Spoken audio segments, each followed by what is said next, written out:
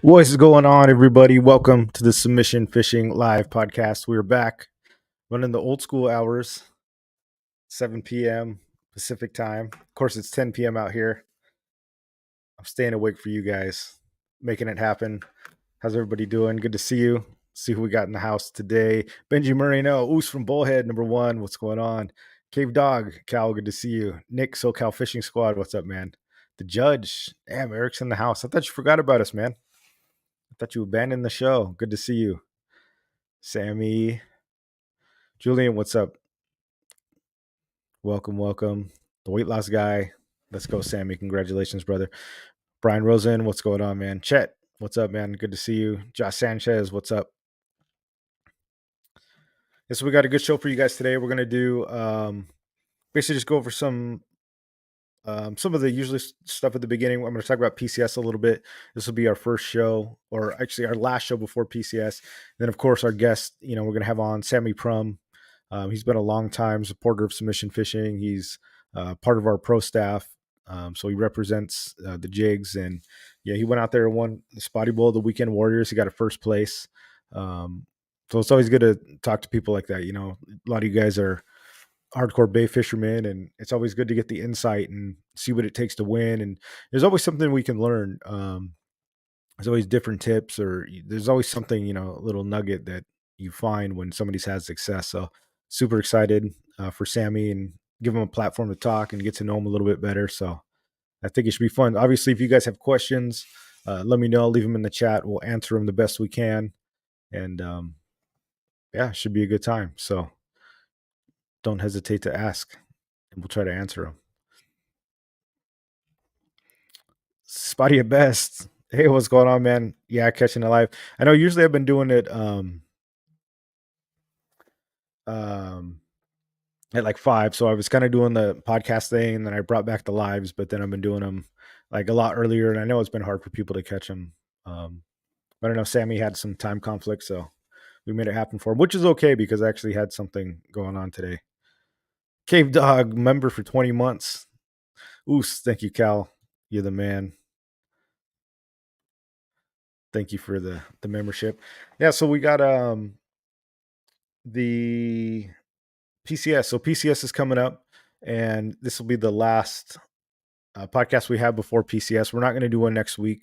What I plan on doing, if you guys stop by, we're going to be in booth. I think it's 154. We're right there in the corner in the Los Alamitos building, same place where we were last year. But if you guys come by, I'd love to talk to you and get some videos and even do like some testimonials and stuff like that. I'll bring some of my recording equipment. I don't think I'll do a show. Obviously, like the show's still going. I think it ends at like 7 o'clock on Thursday or something like that. But I'd love to get some clips of you guys put up on Instagram. Show me how you fish the jigs, or just talk a little bit. If you don't have any testimonials or anything, at least just come by and say what's up. We're gonna have basically our partners out there. Tackle Express is going to be our main guys. They made a big order. They're going to bring their stuff like they did last year. So I'm not going to have too much product. I'll have some of the big stuff, the tuna jigs with me for sale, but they'll have most of the small stuff. Tackle Supply will have some stuff too, and I think he still has. He might even have some of the 15s and stuff like that. Obviously, our 10 and 15s are coming in this month, or I guess next month. It'll be in March. So in March, we'll have our stock coming in, and then shortly after that, we've got our huge stock coming in. So we'll hopefully stay stock for the rest of the year, kind of indefinitely on some of these products, so we don't run out anymore. But yeah, come say us. I'll be flying out Tuesday. It's been super busy. Um, today it was like I sent out a lot of stuff to. So Kevin Nakata's already out there, and he's bringing stuff. I'm basically staying in like a hotel up there. So he's gonna like pick me up every day. But I've been sending stuff to his house. Today was like the last day where I got to ship stuff out. Um, like from here that was gonna make it for PCS. We were just kind of in a big rush day. It's been super busy fulfilling orders and stuff like that. But yeah, should be good. We're gonna have the Don't Tread on English stickers there for sell at the show. We have a shirt for this as well. The shirt is a black background with like some of the yellow writing. So if you guys are like me and you want to preserve fishing rights and tired of the government especially in California, taking over your fishing lands and all that. And you want to support um, that cause, let them know. So we'll have those stickers and then those shirts as well, and then pre-orders for the fishing jerseys. And then lastly, we're going to be having, whenever you buy a big jigs, whether you get them from us or at Tackle Express, anything from like the 200, the ogre, or the samurais, if you bring them to the booth, I'll rig them up for you for free, and we're going to give you some of the Kraken hooks. You know, these things are like $20. They're steel core inside the braid. They got heavy duty stainless steel split rings. I mean, solid rings, but we're going to hook them up with a split rings for you guys, and we'll rig them for you. So whether you buy them at one of the other stores, just bring them with you. You know, with your receipt showed you got them either from us or Tackle Express or one of the other places. Island Tackle might have some too, but yeah, if you buy some of the big tuna jigs, we'll rig those up for you for free. That's like probably $25 value right there just to get it done. So it's kind of what we're gonna have going on, and yeah, should be good. And then let's see who else we got in here. Leonard, what's going on, man? Glad you could join us. Brittany, welcome to the show. Yeah, Cave Dog, no step on steak, no step on fish. I thought that shirt was meant for the. Yeah, it is. You just show them the shirt. It's meant for the. It's meant for all the haters. Corey King, ooh, welcome to the show. Salty Dangler, what's going on, man? Where's Sammy? Sammy's coming. He's waiting. He's waiting in the wings. We got to get all the. He's like the. He's the star, man. He's the last one in the Royal Rumble. Got to wait for him to come in. Let's see. PCS show. I think that was it. Yeah, we did some fishing. I went to a Salt Strong meeting actually today. So those of you guys that don't know, I'm out in Florida. It's 10 p.m. here, and I went to some Salt Strong meeting, and I guess their guest speaker didn't show up. And one of the guys, like the vice president, was like, or he might not be the vice president. He's like the tournament guy. He was like, wanted to know if I was going to speak, and then luckily one of the other YouTubers, I don't know if you guys remember Jeff from Battlefish. He was actually on the podcast, but he was there too. So he actually, thankfully, did the speaking, and I don't mind honestly. You know, if they need someone to speak, but yeah, it's a great group of guys out there. It's like these weekly meetings we do, or not weekly, monthly, I should say, once a month. But this is a good fishing club. It's cool to connect with another fishing club out here. And yeah, so we did that, and I came home, and now we're ready to go. Right? You better be dressed up. But yeah, what's going on, guys? On Instagram, I'll be signing off here pretty soon. We have Sammy Prum coming on the show, so if you guys want to join us on YouTube, come find us there. You can see what's going on. Get the stickers. Don't tread on anglers. All right, guys. I'm going to sign off on Instagram. If you want to find us on YouTube, we'll be on later.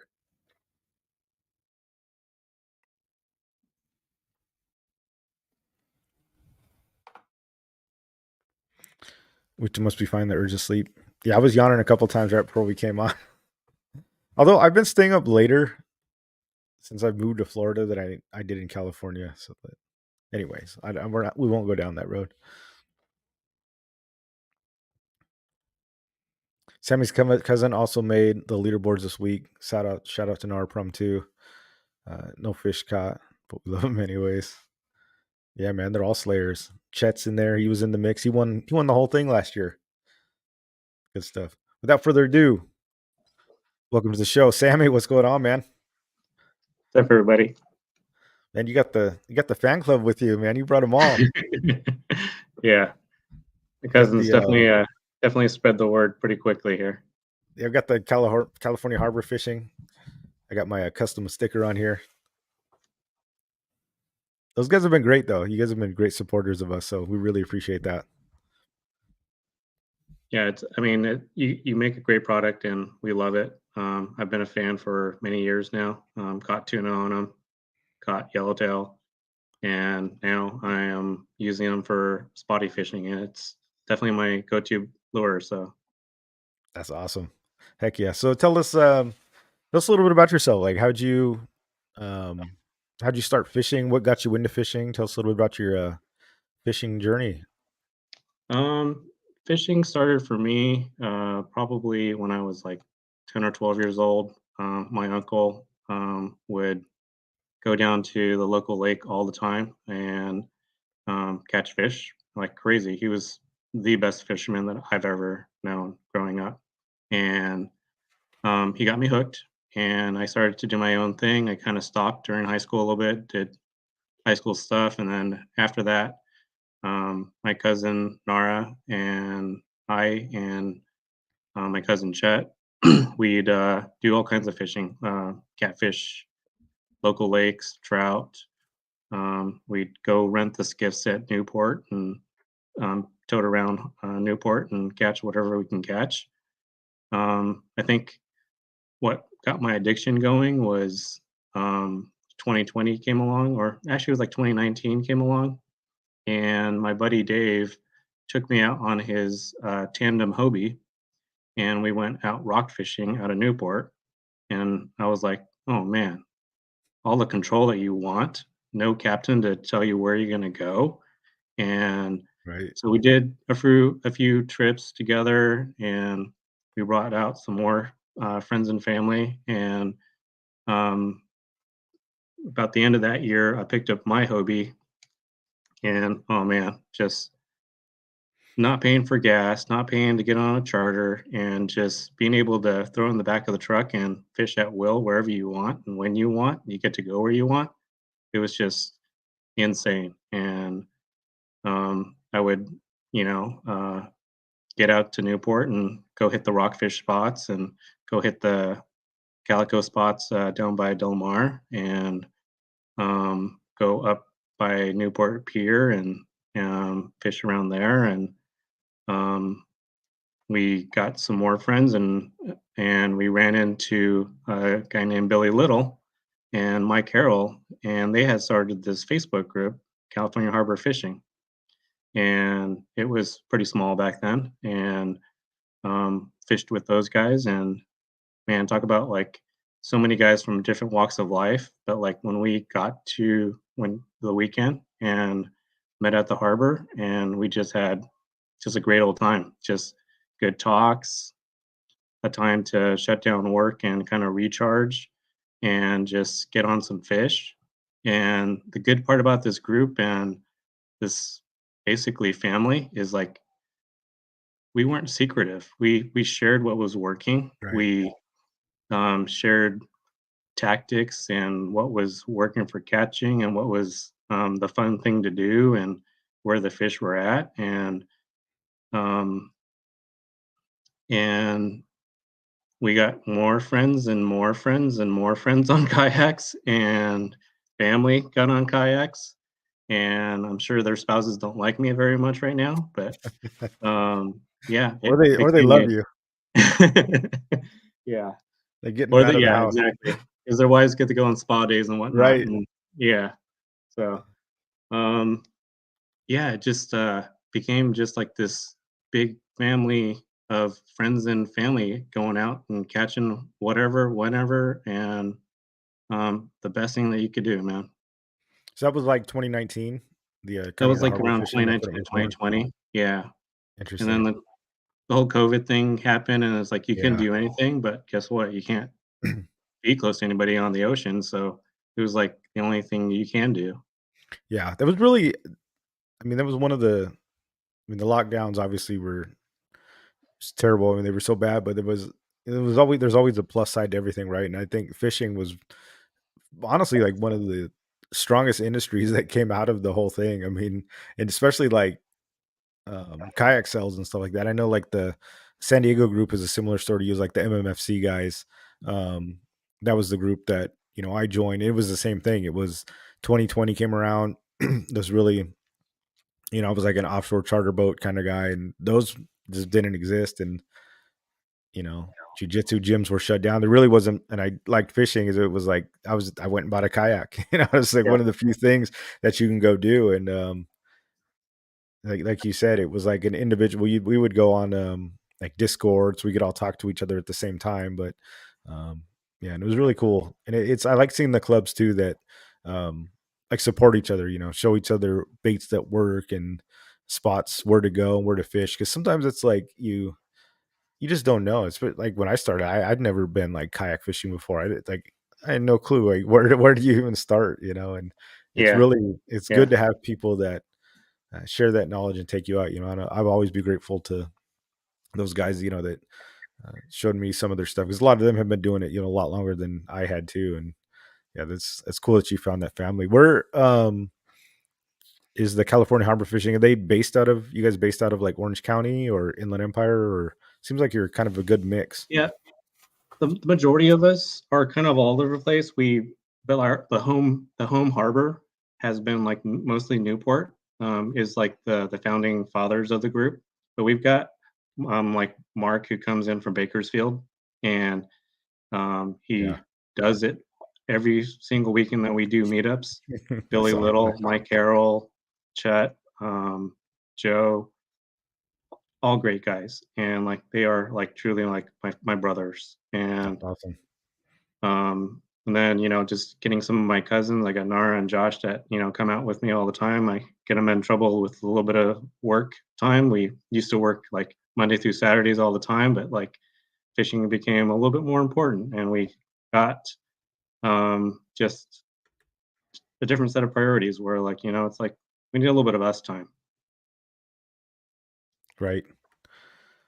We last guy said, why should we use Toby's over any other kayak? You the high you always pushing the Helvies over there? I'm a big Hobie fan. I Yeah. The thing's been indestructible. I love it. It's with the Outback, it's like the SUV, and like it can get around anywhere and everywhere, and yeah, I think it's built super well. What do you have, a PA? I had the Outback. Okay.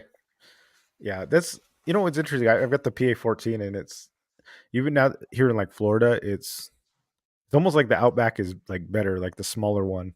Kevin's got some of Yeah, the smaller ones, and it's like for the skinnier water out here, they're almost better. And even now, it's like as I get older, I'm like, yeah.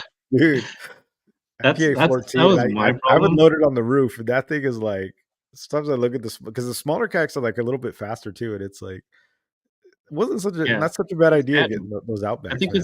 it's like nice and agile. Yeah, I agree.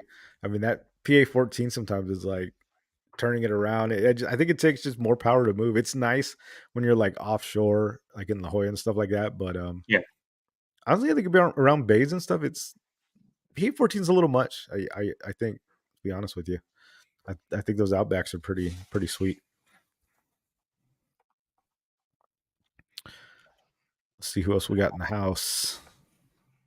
Big Water. Oh yeah, Big Water was saying I like my Old Town Big Water 132 PDL better than the Hobie. Yeah, the instant reverse is pretty cool on those. You don't have to pull any strings or anything like that. You just move the paddles back. I think Oscar had one of those as well. Kiwi Reacts, what's going on, man? Glad you could join us. Yeah, so what's the so Spotty Bowl, how did you guys hear about that? Or like what was your first kind of introduction to the Spotty Bowl? I know down in San Diego we had it. I think I don't remember if it was George Judges in here. I don't know if it was 20 or 2021. It was like started in San Diego. It was really like a San Diego thing, and then it kind of moved up. I mean, did you guys up in that area like know about it, or what was your first kind of exposure to it? So like we, some of the guys in the group have been doing like little daily day derbies and whatnot, and then last year when Spotty Bowl was the first time coming up to LAOC area. We had heard about it, and like Chet was the guy who just talked everybody into, come on guys, let's we know this bay, we know how to fish it, let's just show them what Yeah, we got. And man, he showed everybody what he got. So yeah, yeah, it made us all a little bit better. I definitely came out of last year learning a lot from the other guys that were in Spotty Bowl. Um, it was just an environment where I don't know. It was like a lot of guys gave me a lot of advice and tips where I thought like that competitive environment, you'd almost want to guard your stuff, but they weren't.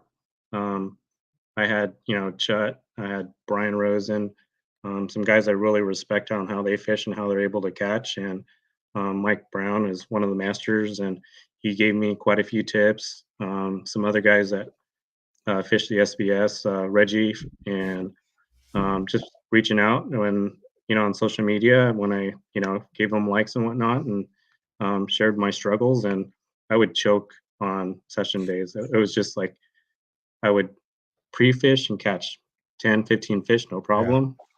On session day, man, it was like, well, one fish wonder or two fish wonder, and just get in my head. And I was trying too hard, and I wasn't doing the things that were, was getting me fit the fish. And it wasn't until like the end of last season that I was like, I gotta stop and use the things that I know that are working. And I had one of my better sessions at the very like last session of last year. Yeah, that's awesome. I know tournament fishing, it's a totally different ball game than just going out and casually fishing, It's like it's night and day. It's totally different. You can go out there and slay all day on just Yeah, when there's no no pressure, no time there's no limit. pressure. Yeah, Yeah, and we've talked about that before. I know we've had Salty on and Brian likes to fish and stuff like that. They're spotty veterans. I mean, Brian obviously seems like he wins it every year. Spotty at best is in here. He's won it, and it's definitely a learned skill. I mean, it's not something you can just go out and do usually and win. I mean, it takes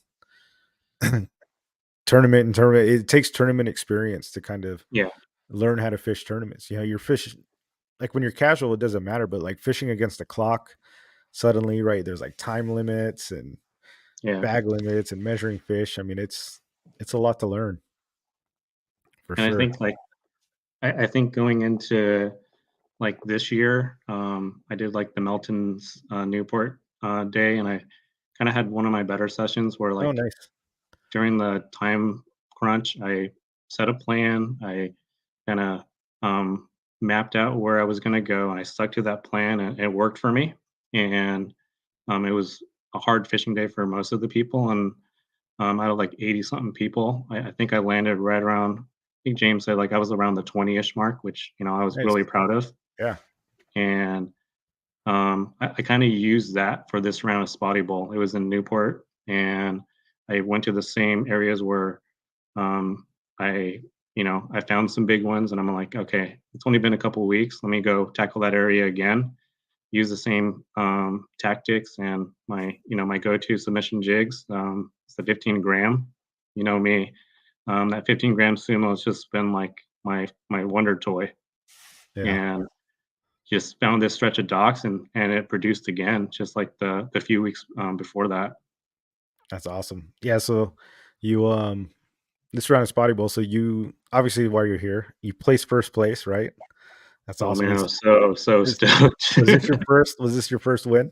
First win, Yeah. yeah, first win, and just I was on cloud nine. I had, that day I was like, man, that was a really, really good day for me. But then I knew some guys that, could definitely knock that number down. Right. And I went out Saturday again and just went for some side pot fishing. And it was a struggle. It was a grind out there. The water had cleared up. You're Wasn't like, the same yes. type of, yeah, it had cleared up. The sun came out a little bit sooner on that day, and the wind was a little bit nasty on the tail end of the day, and it was a struggle for a lot of guys. And I'm glad, I picked the Friday, the day after the rain, and a day where not much fishing had been done before, and it kind of all lined up. The plan like kind of was just like kind of set up myself for some success, I guess. Yeah. And that seems that usually that tends to be the case as far as like the days go. Most for those of you guys that aren't familiar with Spotty Bowl, especially if you're here on the East Coast or maybe you just haven't heard about it, like most tournaments are just they're the same. It's the same day. Everybody fishes like the Melton tournament, right? That's usually pretty common. Yeah, What makes Spotty Bowl unique is you get either Friday, Saturday, or Sunday to fish, and then you have an AM or a PM to fish. And a lot of times you'll find that the winners all kind of come from like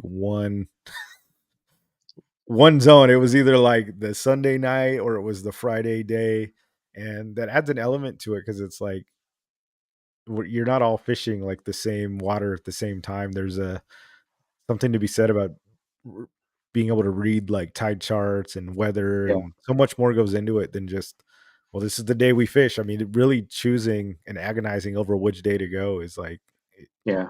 it's true. You do find that to be the case as well. Do you always fish Friday, or did you kind of No, look into the weather and stuff? I kind of looked at the weather, and I'd just been like um, hearing from guys like yourself, like Brian, and guys like Dolan Bates and Nick from SoCal about paying attention to the barometric pressure, looking at the high tides and low tides, and understanding, how much of a current we're going to have or not. And so um, everything looked really good for Friday, and I had put in PTO early for Friday, and so I'm like, I wasn't quite Oh, sure nice. up until like everything kind of lined up, and I was like, okay, I'm gonna pull the trigger and do the Friday day. That's awesome. So do you normally fish the Fridays, or you just thought it looked that good that you were like, "This is it"? Usually, it's really tailored to like my work schedule, Okay. and so I don't always get the choice of like doing the Fridays. It's totally worth it. Yeah, it was worth it. It was worth it last weekend. That's awesome. So what's your prep like the night before, day before? Do you have a ritual or anything, or was anything different about this day? What I've learned like this year is like getting my stuff prepped, so I'm not trying to tie things on, not trying to do all of that Yeah, great while I'm on advice. the water or whatever. So I am prepping like 1 or 2 nights before. I'm retying lures, checking my leaders, retying that if I need to, oiling the reels, checking the kayak, and getting kind of everything kind of dialed in prep for a tournament day. I just don't want anything to fail. Yeah. So I've had some bumps and bruises the previous year, so I'm learning from those mistakes. Even like writing enough of the codes for side pots and stuff, Yeah, um, yeah, and like learning some of those things that I missed out on last year. yeah, that's definitely key. It's almost like redundancy, is Yeah, like I've told people that too. I'll tie, like I used to have the same jigs on, like, 3 different rods, because if one broke off and the bite's hot, it's like, just the last thing you wanna do is be retying, taking 15 minutes and trying to yeah. retie. Sometimes that's all you get. So did you find that the bite was, um did you kinda hit them all at once? Was it like all your fish at once, or were they spread out, or what was how did the Um, bite go? Did so you upgrade throughout the day? I'm curious. so the morning started with me like launching, and then I worked some set of moorings using the hookup bait first, and that's kind of like my go-to to kind of check the temperature of the water and like what's biting or not biting. And I had like loaded up with a good 5 or 6 small ones, but they were just like barely tens, if anything. And so I'm like, man, this is not working. So kind of waited for the sun to come up. And when the sun came up, I went down some set of docks like I did for the previous tournament, and found some 12s, and locked those in, and then found a stretch of 13s, and they were like 13 and a halfers, 13 and three quarters, and logged those in, and then just got into the stretch where my giant came to me, and it was just like, wow, to catch the giant along, during a tournament day, and able to land it, not break off, because Yeah. I've had that happen so many times. Was like awesome, and then like literally just a few docks away, that the other big boy came out. I'm like, dude, what is going on here? I'm just having the best session of my Yeah, life. that's how it happens. Yeah, and then after that, after the adrenaline kind of settled down and got all the pictures and stuff, it was just like, man, I was only maybe 3.5 hours into the session, and I'm like, okay, I have time to upgrade, so I'm like super relaxed You had now, your and just 5 already, right? yeah, And then two big had boys. my 5, and just kicked around and was able to upgrade a few more fish, up until the last hour. That's awesome. Did you upgrade in any of those later hours? or Yeah, would you? yeah. So you did upgrade some of those earlier fish. Mhm. Yeah, I That's was able awesome. to change some of the 10s and 12s and the, like, high 13s, and, um, it sucks, but, like, always at the very end of the hour, that last, like, few minutes there, just Yeah. after one, got another legal. A Did you little get too it? late for the Did you session, get it but in? Oh, it was late. it was too Yeah, late. Yeah. yeah, yeah. It's hard, man. It is nerve wracking. So let me ask you a question. You submit them as you go, or do you do them all at the end? I do them in, like, little chunks so I don't forget. I've waited till the end and made the mistake of, like, my phone not, Mm, loading right, and, right. um been there and done that, and so I find like a period where I'm going to take a break, and if I've got a few that I've put in my favorites and said, I'm going to load that fish up, I'll find a little window and do them in chunks along the way. Yeah, that's smart. That's always like a so it's like for this tournament, just to keep people up, like it's not a traditional bass tournaments. You bring the fish in, you keep them alive, and you weigh them. Um, that's the traditional bass fishing and stuff like that. Well, with this tournament, it's all catch and release, but it's all done in photos. So it's not done on weight. Um, it's all done on length, and it's all done on pictures. So you don't keep them in a live well. No, there's no measuring at the end. It's all kind of done online. So it's interesting hearing the different strategies. I was always a guy that kind of sent them all towards the end.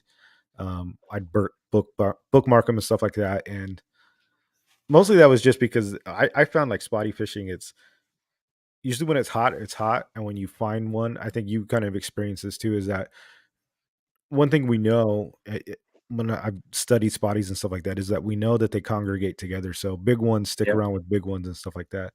So Yeah. typically, if I find a patch of big ones, I don't want to take time like submitting a picture.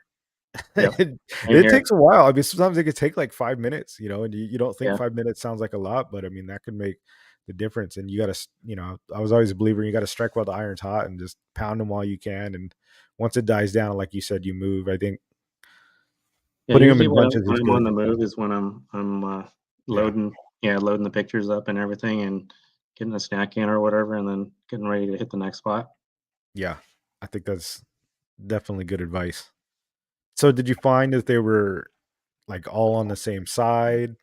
Did you find a pattern that day? Like was there something that was definitely working or was it just kind of a Uh, mixed bag? I would say, like, definitely stretches of the same Oh, you size. lost your flag. Oh, I lost my flag. Um, Definitely, like, stretches of the same size fish, in general areas. So, like, they were definitely, like, hugging some same type of docks, and so, like, yeah, they were definitely, like, clumped in certain sections. Like, the Nice. 10s were basically hanging out with 10s, and the 13s were practically all together, and then a couple of the big boys, and went back there on Sunday when I was side pot fishing and found another nice legal size. So it's definitely like a pattern. Hell yeah. Yeah. I would agree with that from my experience. I had a good question over here. Weight loss guy says, using the sumos, where have you seen the spotties bite best? The fall, the pop, or swimming then? Um, During the winter, it's definitely worked the jig. So usually not always on the drop. It's usually after a couple of pops and I'm leaving it there. It's just Uh, when when I'm fishing it during the summer bite, it's drop, 1 pop, and go, drop, 1 pop, and go. But, Yeah. like, winter, you definitely have to entice them a little bit more, and so it's usually like a drop, a pop, give it a pause, another pop, give it a pause. I'm working it really, really slowly, and I'm working it, um, literally closer to the pylon, if anything, and just, like, seeing if I can, like, call the fish in and, like, entice them. Yeah. I would agree with that. I mean, it all comes down to the pattern, like you were saying. We talk about that so much, but I think people neglect the fall and the pop a little bit. I think if people drop it and it doesn't get bit on the fall, they just reel up and go. But Yeah, and I think that's a mistake. I think people would have a lot more success. I can't tell you how many times. A lot of times you do get bit on the fall, but so many times I've had success where it's like you said, you lift it and pop it, and Yeah, they'll come back for it. It's not just always on the fall, and yeah. I think people rush it a little too quickly and uh, definitely miss some bites. I think everything in the winter is that way. I mean, Yeah, Chet just tells the whole group. I mean, it's this is winter fishing, guys. Go slow. And when you think you're going slow, go slower. You know. So whatever you're throwing is just like just take it a couple more notches slower, and it'll entice them. yeah.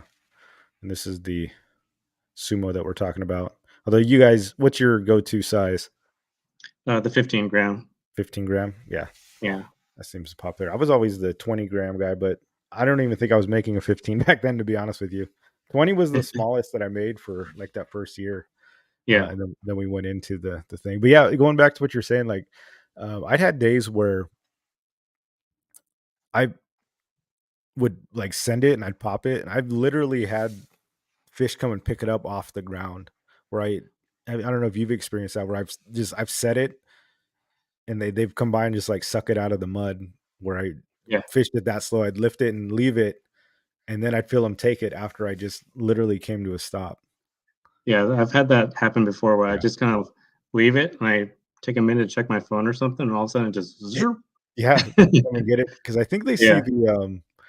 Kevin Nakata talked about that a lot. It's like when they see the pup, like, because it's very sandy and it's very muddy, and he did some underwater footage of it. Like when it hits, it makes like a puff, like Yeah. it, the mud kind of goes out and it puffs out, so they know something was there. And these things eat, um, they eat bait fish and everything, but they also love like razor clams and Right. crabs and all kinds of crustaceans. So even if something falls, uh, the You're gonna try sometimes it. you lead it, they'll go investigate it, and Yeah. they'll pull it out of the mud, and it's got sometimes it's the mylar too, where they just see it kind of dangling there, and they just think it's something died there and fell down. Yeah, and they'll come get it. So yeah, I think that's a good tip because a lot of people just they rush it. They're like, oh, didn't hit on the fall, just on to the next one. And like you're saying, I think summer you can get away with that a little more, but um, there's no harm in giving it like two or three pops and waiting a little Yep. bit. You're not no reason to really be in a rush. Yeah. I think another thing too is like um, the reason why I like the sumo, the body of it, I'm able to like what I feel is like use it as a target and like shoot Yeah, it under things, and it'll swoop under yeah, like a dock and get to where I'd like to have it. Where like some other jigs will flutter and just kind of drop down and not necessarily like go where I want it to go. So yeah, that's why I like the ability to like target and change and drive the sumo to where I'd like it to be. yeah. You can definitely drag it like when you want to get under docks and stuff like that. And like that. Even when you lift it, it'll slide backwards. So like when you're pitching it, Hmm. it doesn't go up and down either. It'll come up and then it like darts back. So it's kind of like going at the fish. I know the assassin is like that pretty much just goes up and down. Like if you Up and lift it, down and it'll like very fall. sideways, right? Yeah, it just It's a kind of little goes direct. frustrating to me because I like to use the bait caster, and that thing doesn't work well on a bait caster because it's like doing this. Oh yeah, yeah, yeah. The assassin. Yeah. Yeah, It's so slow. Yeah, you really need like almost that's like a spinning reel it's a is spinning reel one. Yeah, yeah. You use a bait caster for these? You don't use any spinning reels at all? I do. Yeah, I'm a little anti spinning reel. I don't know why.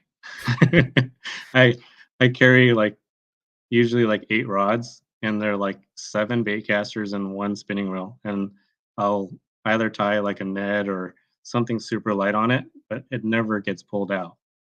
That's interesting. I think you should try the spinning reel. I Yeah, think it would be I think you'd have a I think you'd be surprised how well it actually works.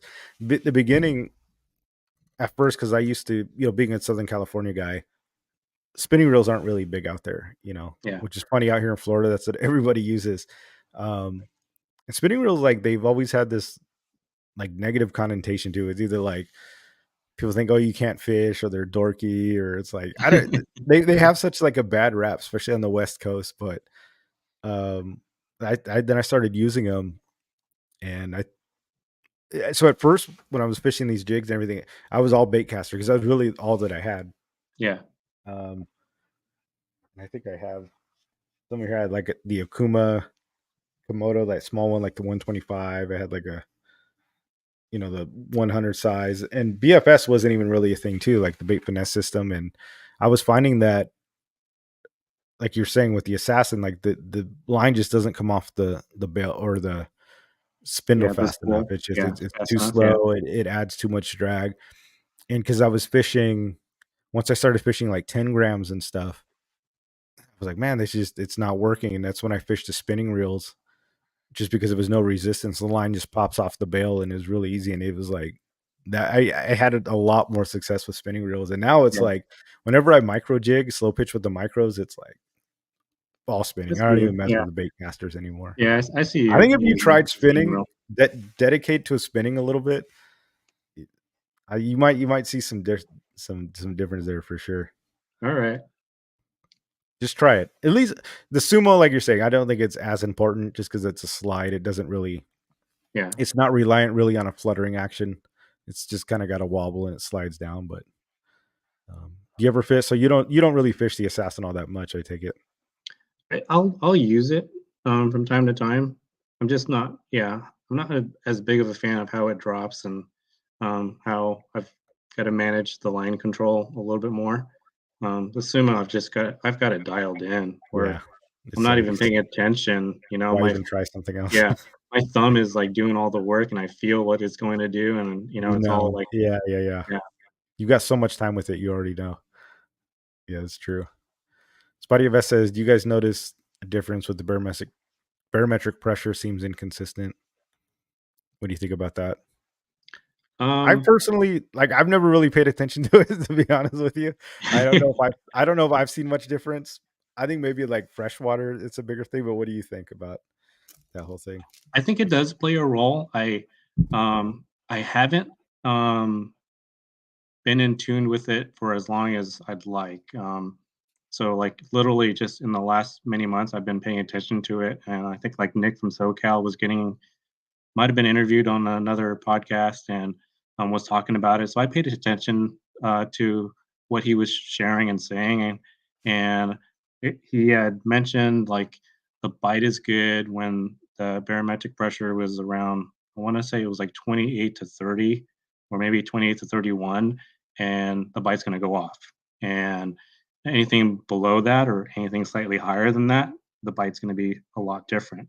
And just paying attention to what it is and just kind of writing it down and then go check it out. I've Right. found it to be like pretty true. Okay. And this is for saltwater fish? Yeah, Yeah. I feel like the only do you keep a log of like all your fishing days, or have you started to? I've started to. It's only like a few months old, but yeah, I've Yeah. started to kind of like log in what the weather is, what the conditions are, and see if I can replicate it in the same conditions or not. Right. Yeah. I think that's really the only way to it's the only way to get a definitive answer is to actually log it and then go back and see what you do. Captain Adobo, and Yeah. he's always a consistent competitor, but that guy, like, he logs every. I don't know if you ever seen that guy's book. If you ever like ask him to see it, he's got like it's really really impressive. I mean, Yeah, he's like got super in like tune. patterns. Everything is like written down. He showed me that like years ago, and it was like I was really impressed. I've never had that kind of dedication.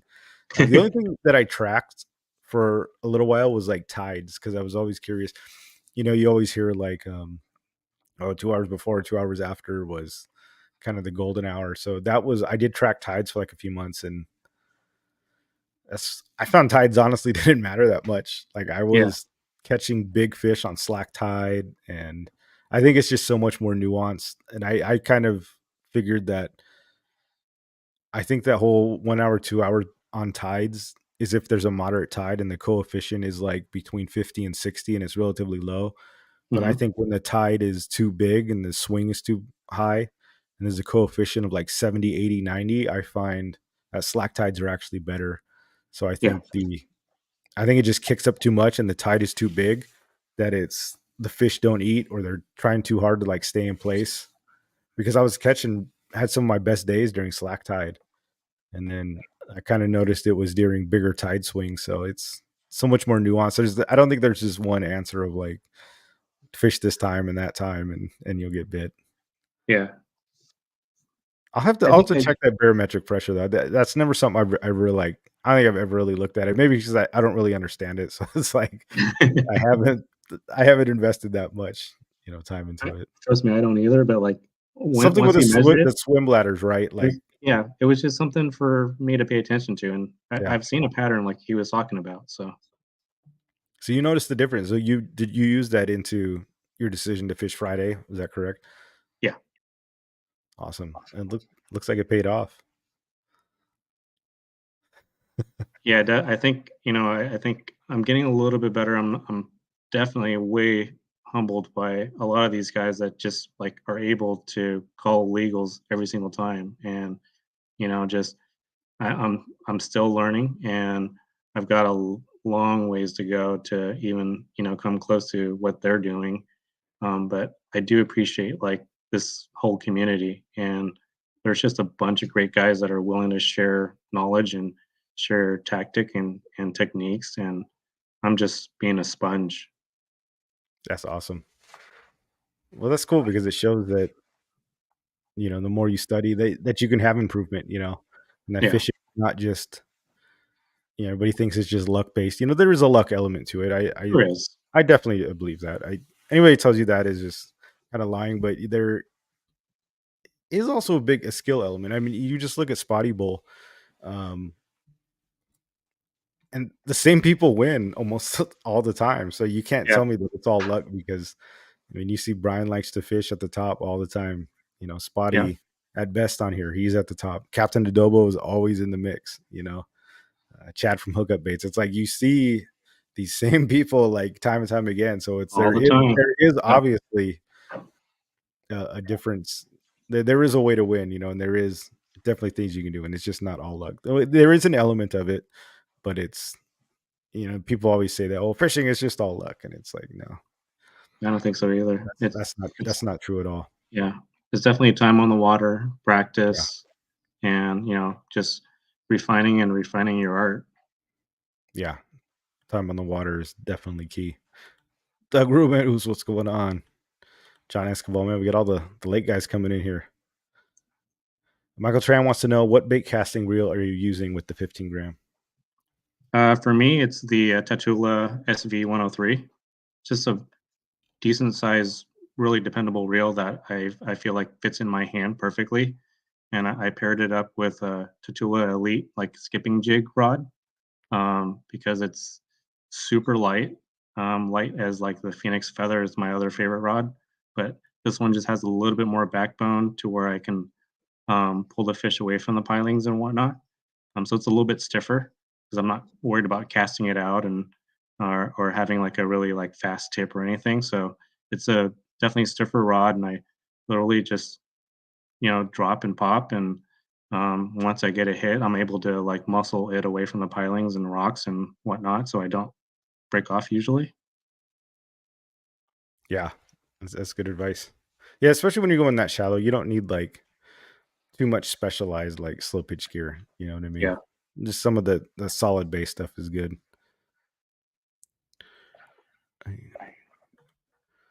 Are you bringing your submission fishing rod to PCS? Yeah, I can.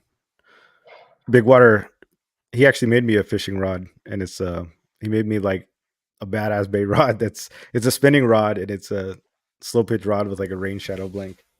Oh, really? It's somewhere here in the pile, but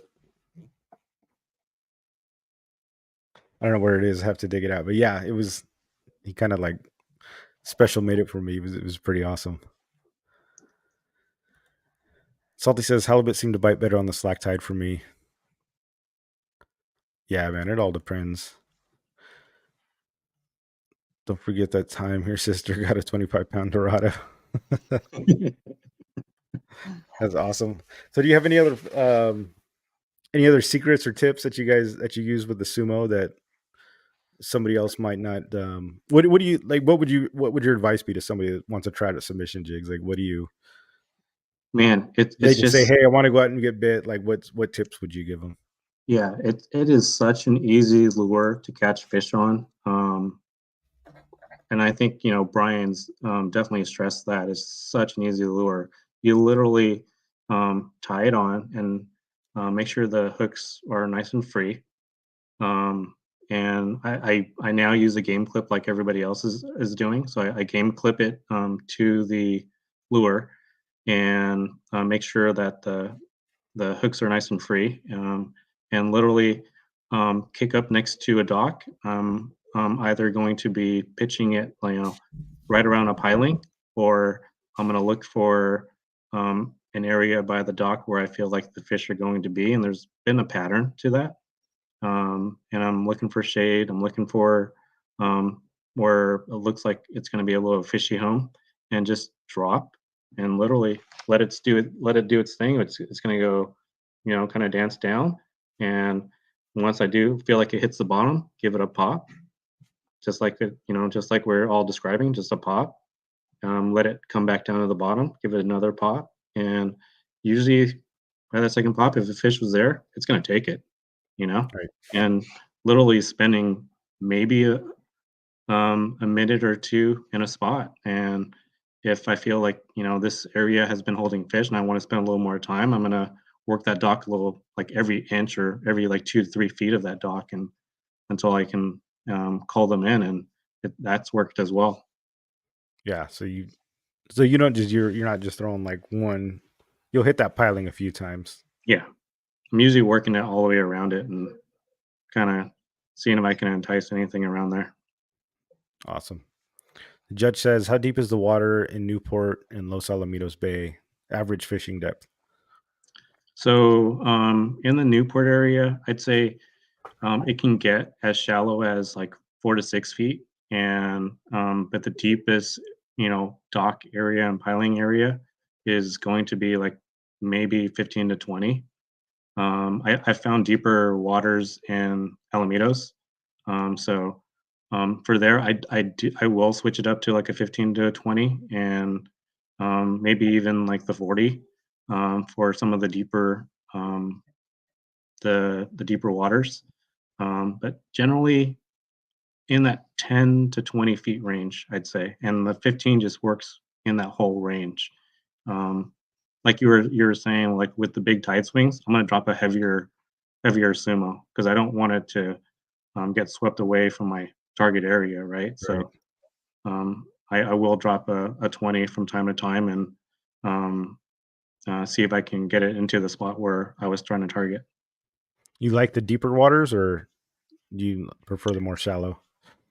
More shallow. I'm definitely Yeah. working like those big boys were in like 4.5, 6 feet of water, Wow. That's and it was cool. just instant like fight, and like that fight on that short line with how close they are. Whew, such an adrenaline rush. It's so Yeah. fun. You think that was like, was it cold water? You think they were just pushed up shallow because they were trying to warm up in the more shallow Yeah, water, or just who knows? Yeah. yeah. Yeah. I know we've talked about that before on the show. It's sometimes when the water's cold and you're on that winter bite, they'll push out to the shallow Get the water gets shallows. warmer. Yeah. Yeah.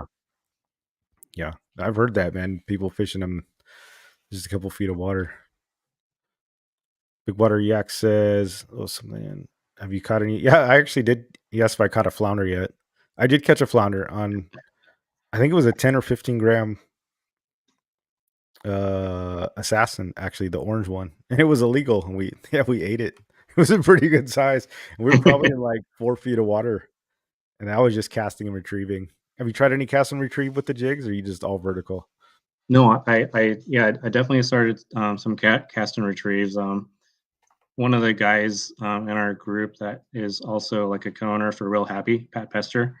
Oh, yeah. Um, he he kayaks and he shore pounds, and he was just one of the guys that I kind of like really admire and look up to when we're out fishing. He just slays it shore pounding, and he got on a yak and started fishing with us, and we hung out for all with the whole group and everything. And um, he's one of the ones that I first like noticed using like it for casting from shore. So I've tried that quite a few times, and was able to pulling some fish, via like cast and retrieve. Nice. That's awesome. Yeah, it's fun. A lot of people they don't they don't realize that aspect of it, and only fish vertical, and it's cool to see. Yeah, but Pat's cool. I mean, my wife just bought a real happy sweater, just came in today, Yeah, actually. But yeah, he's been a huge supporter of ours, man. That guy's he's always putting in definitely orders, good and people, man. he's Yep. going to Bora Bora, and he's got Yeah. like definitely like the most exotic fish caught on the submission jig for sure. He's always sending me stuff, and it's like they're crazy looking fish. Yeah. But yeah, he's been awesome. The judge says, "Muto, has your daughter caught a fish yet?" Not yet. She's only like 19 months old. So give her time. I keep asking her. We're watching like we always show her fish and we clean the fish and bring them to her, and she loves going out there and Yeah. seeing us cut them up. And she loves fish. She actually eats fish. She likes eating fish. It's a lot. So we're training her. She's watching Wicked Tuna at night when we have dinner. So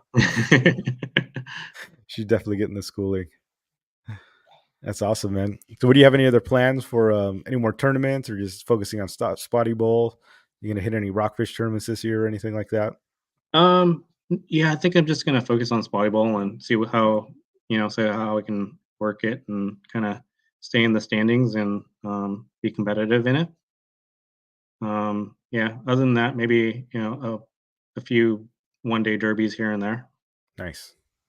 Well, it's awesome. Hey, I mean, you won one, you won a round. I mean, nobody will take that away. Yep. You're gonna get that plaque at the end of the year, or the little I don't know Totally, if they're still totally doing the plaque. excited. You'll get Yeah. your thing, and it's just like you'll always have that, man. It's not easy to beat, no matter what field you're in. It's not easy taking the first place. So it's a super awesome accomplishment.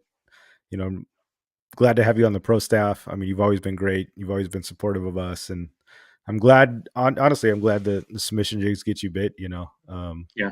And win tournaments. I love seeing that stuff. I know I talked to Chet too, and I should have Chet on the show too. He won last year, and he was telling me how the sumo was like his kind of go to as well. And Yeah. it's just always awesome to hear, man. I love hearing that stuff. You going to PCS this year? Yeah. Oh, Awesome. I should be there, I think Thursday. Cool. Yeah, Brian's gonna be there Thursday too, guys. So if you want to stop by, Brian's gonna work the booth. So if you guys want any tips, any spotty tips, Brian likes to fish. He's got a show Wednesdays, and yeah, he'll be working the booth with me. And if you guys want to pick his brain and get some knowledge, definitely come by and say what's up. And Brian loves sharing info and helping people get bit. So yeah, I think it should be really cool. Awesome. Sammy, thanks for joining. You have anything else you want to promote? What do Um, you got going on? Where can we if follow you you? yeah, if you guys are ever around the OC area, check out Fisherman's Axis. They've been really good to me. They hold these submission jigs. Yeah. Definitely like my go-to tackle store. He's small shop in Brea, and love the intimacy and like family-like atmosphere that he holds over there. Um, and just my CHF family. The crew is awesome. Uh, my cousin, my family that support me, and my fisherman's widow of a wife. She, she puts up with me, and yeah, just thank you for all the support, guys. Yeah. Where can we find you on Instagram? You got an Insta, right? Yeah, so I am at Sammy P on you _ fishes. Awesome. Yeah, guys, go give him a follow if you haven't already. Check out all those awesome catches. Um, Sammy, it's great having you on, man. I really appreciate it. It's cool getting to know you more. And man, congratulations on that win. So friggin' awesome. Thank you, guys. Awesome, man. Thank you. I'll catch up Oos. with you in a few minutes. Oos. All right, guys. Thanks for joining in. Hopefully, you learned something. Sammy's super awesome. And yeah, PCS next week. I'll be flying out. Really appreciate all you guys, all the support. Thanks for tuning in. And yeah, we'll see you next, actually, week after next. We'll be back on, and hopefully, y'all learned something. And thanks for watching, guys. Love you all. Until next time. Oos.